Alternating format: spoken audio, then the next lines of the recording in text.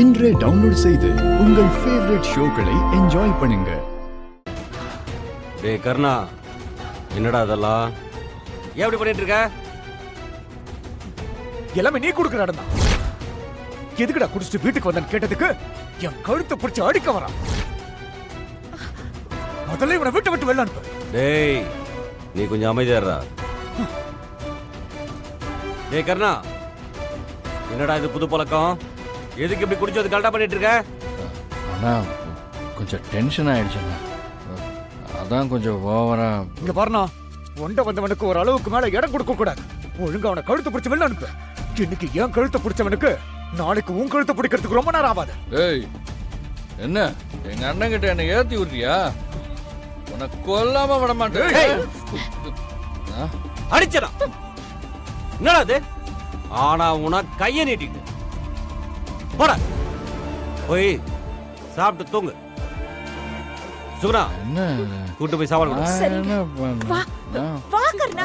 பண்ண? அவன் என் கழுத்தை பிடிச்சி அடிக்க வரான். நீ என்னடானா அவனுக்கு சாப்பாடு போட சொல்லி உள்ள அனுப்புற.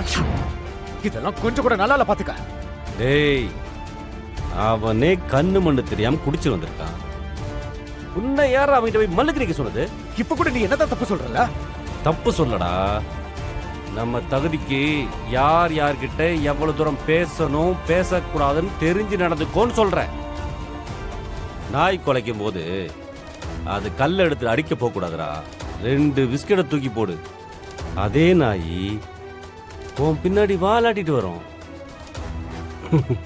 அப்படிதான் இவெல்லாம். போதையில இருக்கான்னு தெரிஞ்சும் அவங்கிட்ட போய் நீ வாய் கொடுத்த பாரு, அதுதான் உன்னோட தப்பு. சும்மா ஏதாவது சொல்லி வாய் அடக்கணும்னு பார்க்காத. அவனெல்லாம் இப்படியே விட்டு வைக்கிறது ரொம்ப தப்பு. அவ்வளவுதான் சொல்லிட்டேன். இந்து,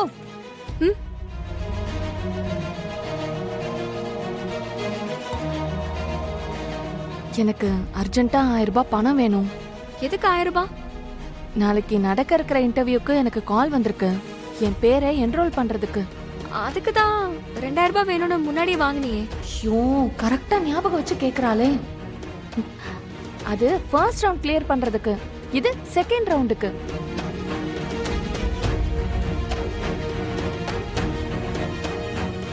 என்ன யோசிக்கிற? இத கிளியர் பண்ணா டிகிரி முடிக்கிற வரைக்கும் இன்டர்னாவே நல்ல சம்பளம் கிடைக்கும். டிகிரி முடிச்சதும் பெர்மனன்ட் எம்ப்ளாயா ஆயிடுவேன். சரி இரு, நான் எடுத்துட்டு வரேன். தீபா, இந்தா. வேலை கிடைச்சிரும்ல? ஆ, இந்த ரவுண்ட கிளியர் பண்ணிட்டா கண்டிப்பா வேலை கிடைச்சிரும். அதுக்கப்புறம் இவ்ளோ கஷ்டம் நம்ம குடும்பத்துல இருக்காது. ஆமா ஆமா. தீபா, இந்த பேக் இத வேற பாத்துட்டாலே போச்சு. இப்ப இஷ்டத்துக்கு லட்சர் அடிச்சு சாகடிக்க போறா. ரொம்ப நல்லா இருக்கு. அது நாளைக்கு இன்டர்வியூ போறதுக்காக.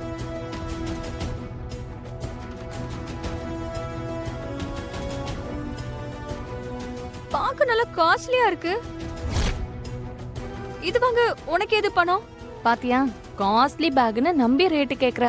ரோட்டு கடையில கிடைக்கிற பேக் தான். 450 ரூபா சொன்னாங்க. 200 ரூபான்னு அடம் புடிச்சு 1/2 மணி நேரம் சண்டை போட்டு வாங்கிட்டு வந்தேன். நீ இந்த இன்டர்வியூ எப்படி பெர்ஃபார்ம் பண்றதுல தான் இந்த வேலை கிடைக்குமே தவிர இந்த பேகுக்காகலாம் யாரும் வேலை தர மாட்டாங்க. அதானே பார்த்தேன். என்னடா ஒன்னு சொல்லாம இருக்கியேன்னு.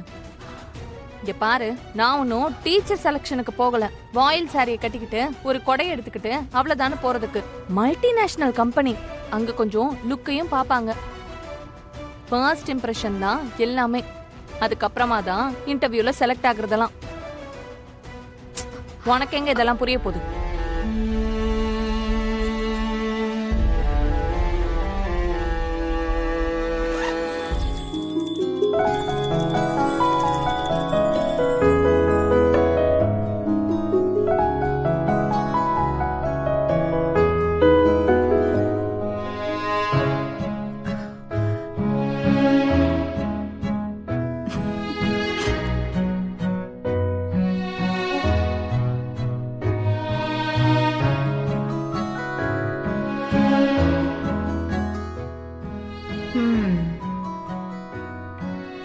சித்ராவையும் ஜெயந்தியும் வர சொல்லு. சரிங்க அண்ணி.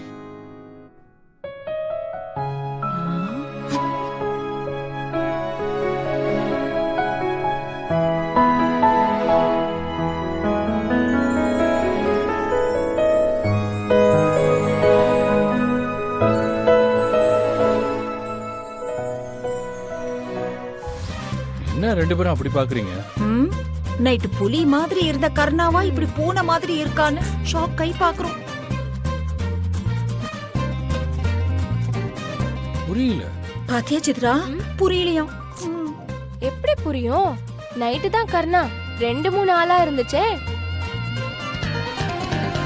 ஓ, நைட்டு குடிச்சதான் ஓட்டுறீங்களா? நேத்து கொஞ்சம் டென்ஷன் ஆயிடுச்சு அதான். நீ குடிச்சத ஓட்டல ராஜா, அந்த ஆளை அடிச்சத ஓட்டுறோம். அடிச்சானா?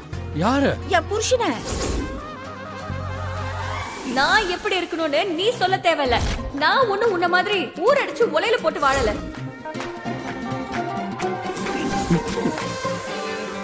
ஐயோ, அப்போது கனவில்லையா? அப்ப கனவுல டெய்லி என் புருஷன் கழுத்தை நெரிச்சு விளையாடிட்டு இருக்க இல்லையா? அவன் மேல இருக்கிற கோவத்துல சரக்கு போட்டு அண்ணன் மேல கை வச்சுட்டேனே. கர்ணா, என்ன இருந்தாலும் இவ்ளோ வன்முறைலாம் ஆகாது. நீ சும்மா இரு ப்ளீஸ் அண்ணி. நீங்க தான் எப்படியாச்சும் என்ன காப்பாத்தணும். அண்ணன்கிட்ட வந்து எனக்காக பேசி அவரை சமாதானப்படுத்துங்க ப்ளீஸ். அப்பா ஆளை விடுறா சாமி. நீ ஆச்சு உங்க அண்ணன் ஆச்சு. நான் இந்த விளையாட்டுக்கு வரல.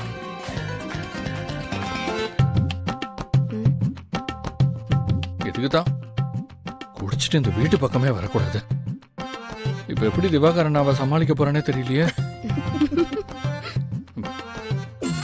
ஒரே ஒரு வழிதான் இருக்கு, வேற வழியே இல்ல. என்ன பண்ண போற? நேரா திவாகரன் அவ போய் பார்த்து பாத்து அவர் காலில் விழுந்து மன்னிப்பு கேட்க போறேன்.